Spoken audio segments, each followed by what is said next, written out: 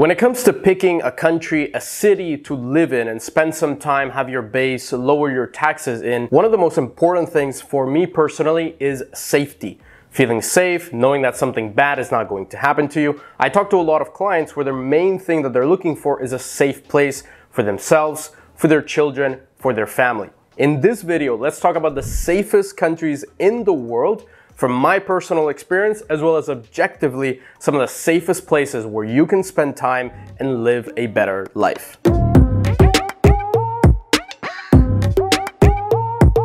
Now, obviously, there are a lot of very standard safe countries, but those safe countries also have extremely high taxes. So you're not gonna go to a place where you feel safe, but also you pay 55% tax on your income and you keep 45% of your own money. We're going to talk about first the low tax countries, then we'll discuss the high tax countries that you could potentially spend some time in, maybe a month, 2 months a year, so you don't become tax resident. The first country where I personally feel extremely safe, my clients feel safe, overall, it is a very safe and nice place to live, is here, the UAE, the United Arab Emirates, specifically Dubai, is one of the safest places in the world. Obviously, it depends where you go. There are some areas in Dubai, like Deira, for example, where a lot of the local people, or I should say local workers from other countries that come here to work on very low paid jobs. There is some petty crime. There are people that steal some things, but overall, the city functions in a way where nobody needs to steal. There's a lot of millionaires, a lot of billionaires here. There's not people that are trying to take your pocket or pickpocket you or steal something from you or break into your house. Most places here have extremely high levels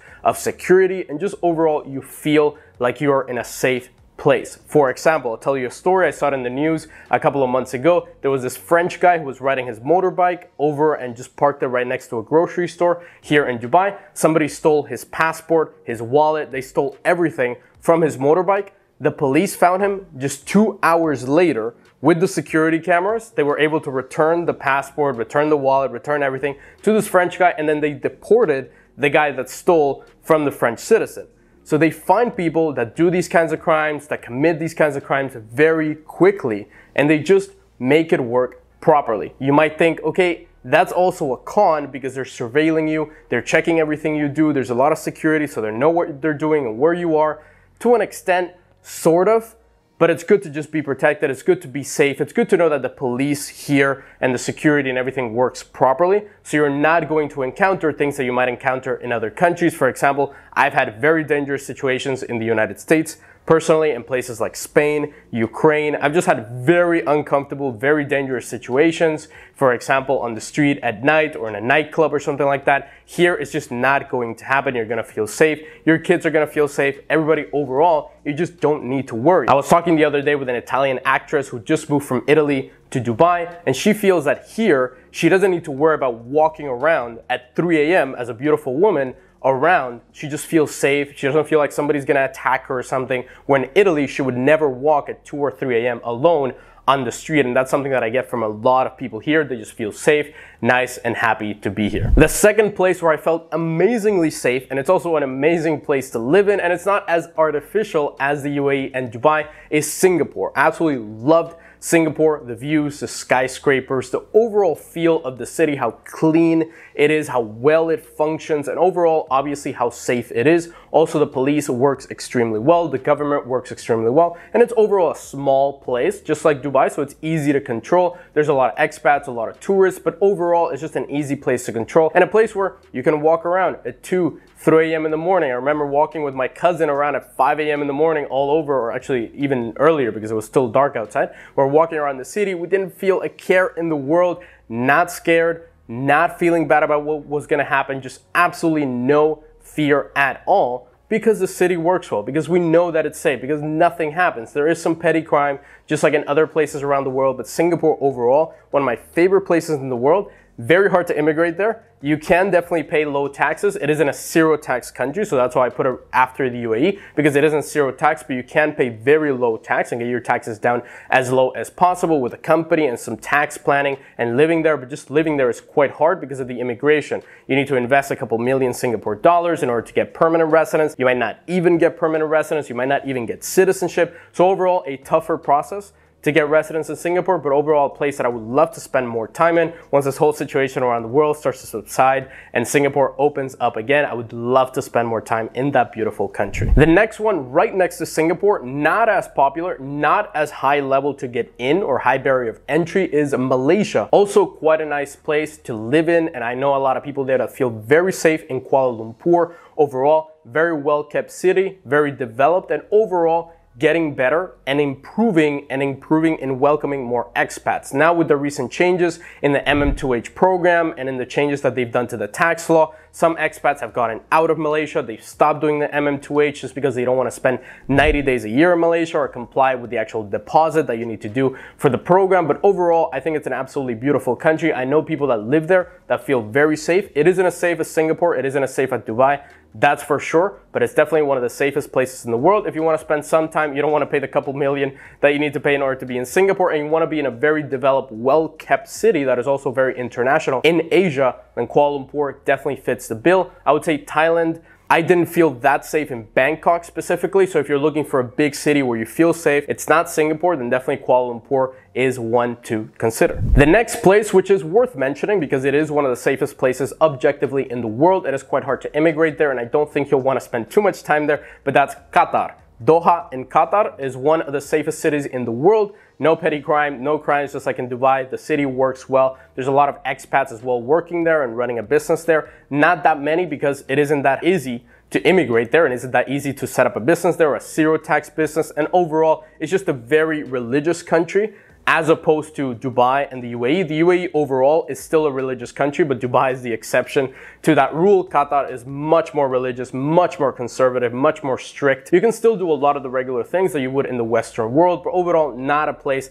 that is attracting that many people to this region. They are planning a lot more. For example, Bahrain, Qatar, all these places in the Gulf, they are planning to welcome more foreigners, welcome more expats with the tax laws, with the immigration law changes. So definitely a place that is going in the right direction, but not there yet. The next places that we need to consider that are all very high tax. You'll be paying 45, 50, 55% tax on most of these places, but they are objectively some of the safest in the world, and I felt extremely safe in all these countries. The first one would be Norway. The second one would be Finland. The third one would be Japan. And the fourth one, which I haven't been to, but I know it's extremely safe and I know a lot of people that absolutely love it, would be Iceland. Me, specifically in Norway and Finland, some of the safest and most beautiful and most developed places I've ever been. The quality of the food, the quality of the water, the people, everything was just perfect. It was amazing. I love spending time in that part of the world. Yes, it's really cold, but if you're going in summer, it's not that bad. I was in May in Oslo in Norway.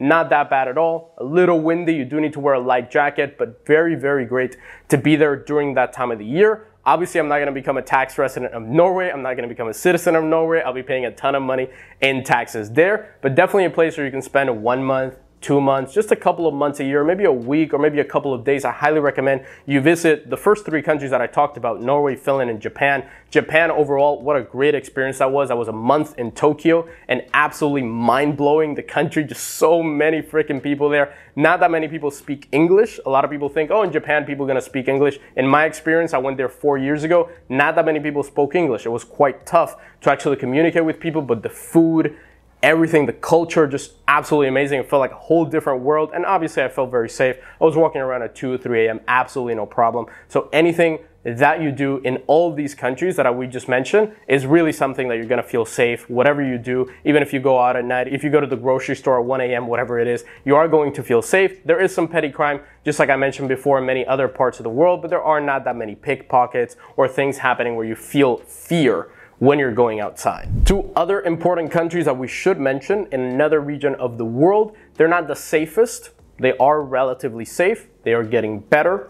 Their passports are quite good. I know some people from there that have traveled all over the world with their passport. It's very well respected. And overall, just a great country to spend some time if you like that part of the world, I would say is Chile and Uruguay.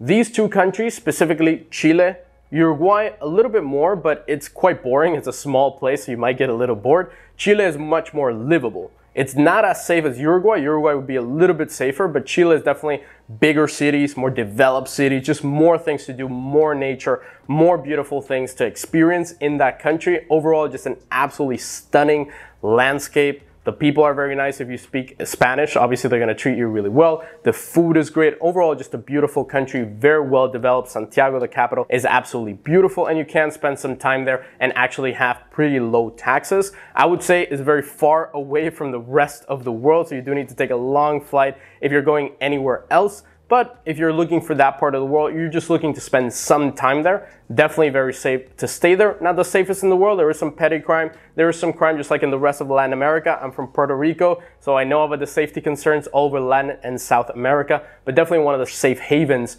of South America. Uruguay, on the other hand, much smaller, much more calm, much more easygoing culture than any other place in South America, but I would say is the safest place in South America objectively. If you look at the data, and if you talk to people that actually live in Uruguay, they would say it's extremely safe, extremely nice to live there, and a lot cheaper than what would be to live anywhere else in these developed countries. So for example, if you're looking for a cheap place to live and you're not looking to spend a ton of money on regular things like food or going out or things like that, and you're also looking for a very safe place in South America, then definitely Montevideo, Uruguay could be a potential city for you. Safety is definitely one of the top concerns for people. That's why we talk about the safest places to live in the world. If you're interested in knowing where the richest and wealthiest people in the world are moving to, safe places that are also very low tax that you could potentially move to, you can check the video that's gonna pop up right here, the top 3 places the wealthiest people in the world are moving to. If you're interested in moving to any of these countries, setting up somewhere else,